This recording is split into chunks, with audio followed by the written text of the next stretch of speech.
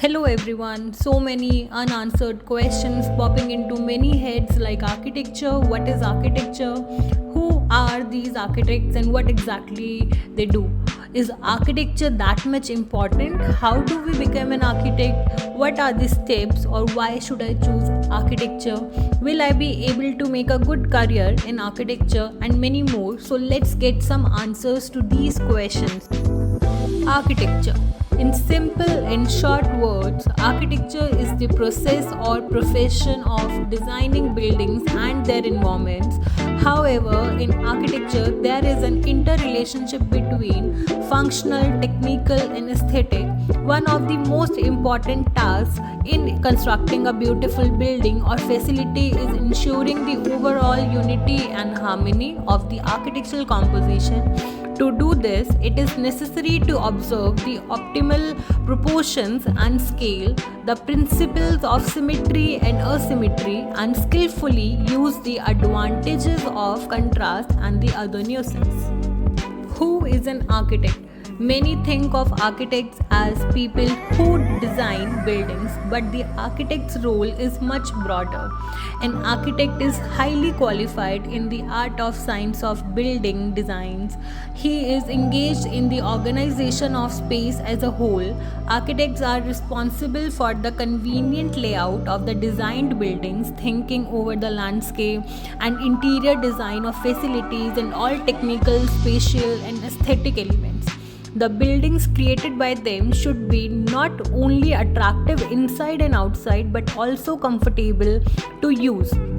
Convenient entrances, exits, enough space and lighting, cozy, safe homes and offices, well designed urban environments, beautiful parks and squares. All this is the merit of architects. Now, let's talk about what is a career in architecture. Completing a degree in architecture can be a long and arduous process, but also wonderfully rewarding. Despite this, many freshly graduated architects find themselves unsure about where to begin or deciding that they don't want to be architects at all. There is a long list of careers you can pursue with a degree in architecture, which may help some overcome the daunting task of beginning to think about and plan for the professional life that awaits. The next most important question is how to become an architect.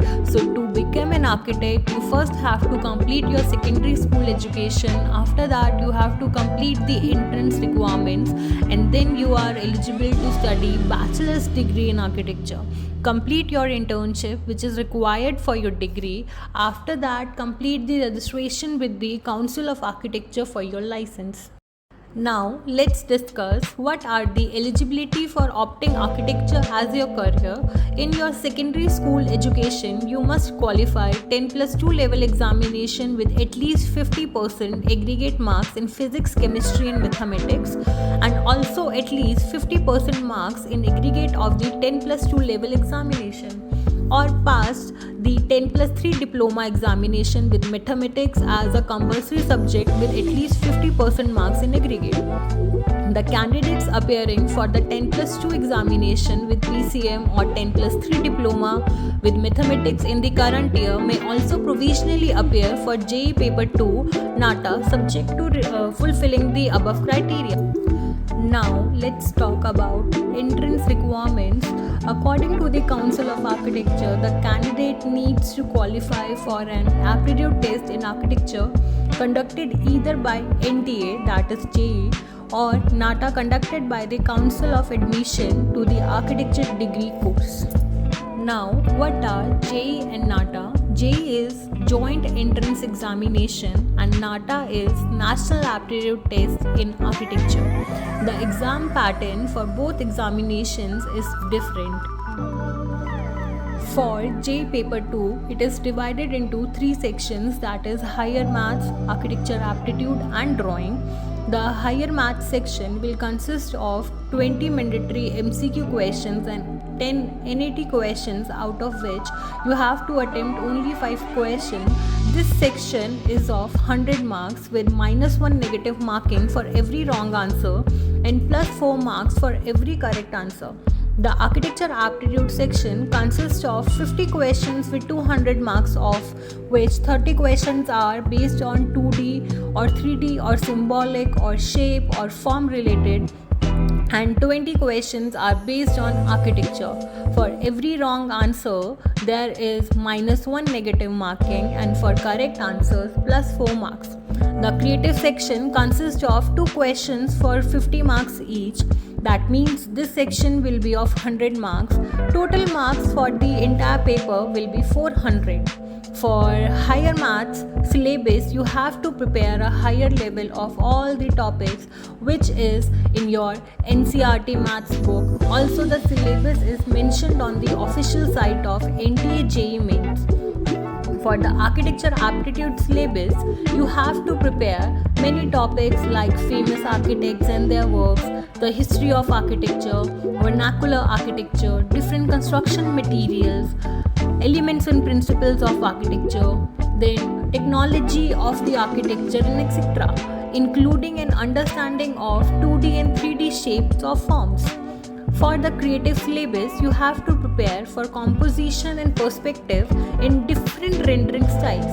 The detailed syllabus is mentioned on the official site of NTA JEE Mains.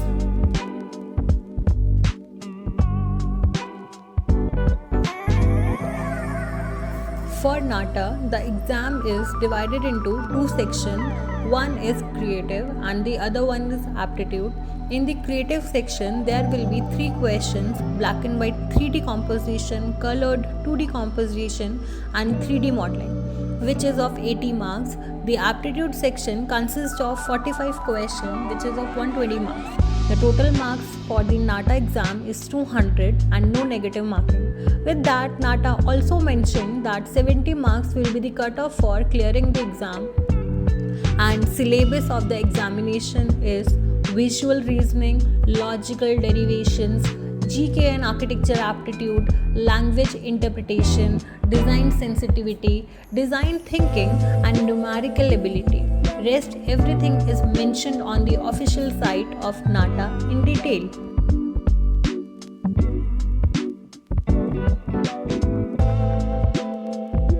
Now let's discuss how to prepare for the examination.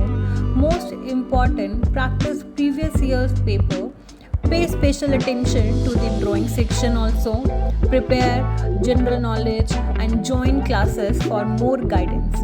Practice basic and higher maths regularly and increase observation skills. Be attentive towards the surroundings. Understand the structure of the exam. Attempt tests regularly to test your preparation. Revise regularly. With proper planning, hard work, and dedication, you can ensure your success. Thank you.